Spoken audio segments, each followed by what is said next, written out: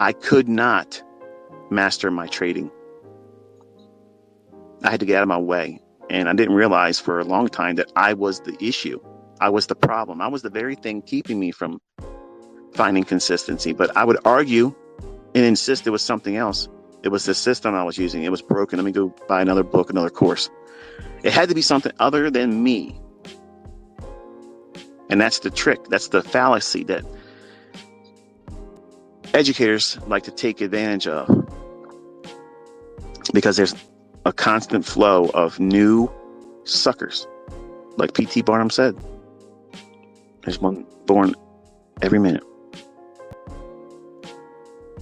So when I talk to you in this capacity, there is no PayPal link. There's no donations. I don't want to do premiere videos anymore because people started giving me money. I don't want that.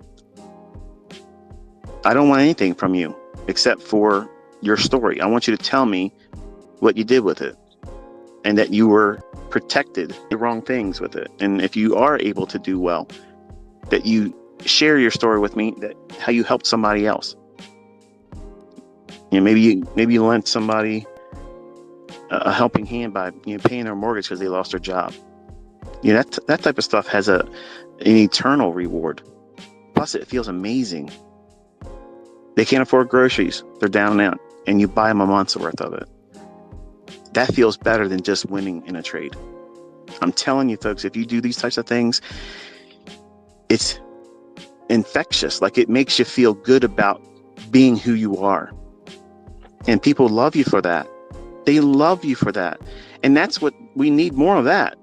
Not, I want to stand out on social media and be looked up to as a hero. I don't want any of you looking at me like that.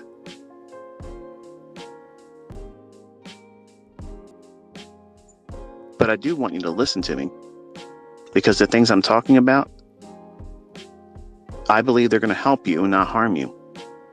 I don't sell you millionaire dreams.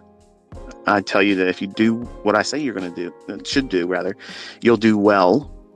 And that is defined by the limitations you place on yourself. You can make it as much as you want, or if you just want to make your ends meet, that's what I think is the most reasonable thing to do.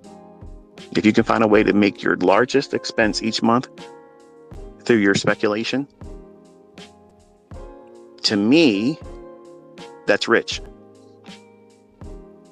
Because your major expense, the one that cripples you, if you don't have your total hours worked at your job or your second job, or your wife or husband working with you as a second income, if that doesn't happen, you can't make that major expense each month.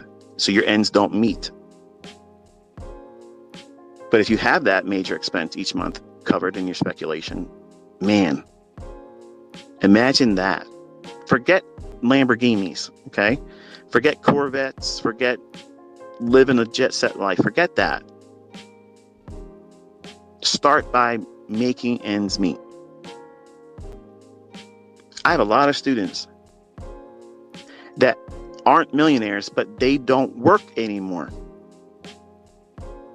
Do you think they're looking at Monday and groaning to their soul? Oh man, Saturday's already started, and it means I only have today and Sunday, and then I gotta go back to Monday again. They look forward to Monday because they know that they're not chained to the desk. They're not chained to their boss's limitations of when and how they can do something at the prostituted rate of return in exchange for their services to that employer. I mean, maybe y'all like being prostitutes. Maybe that's what you want to stay doing. You want to be pimped out by your employer, tell you got to work the corner Monday through Friday,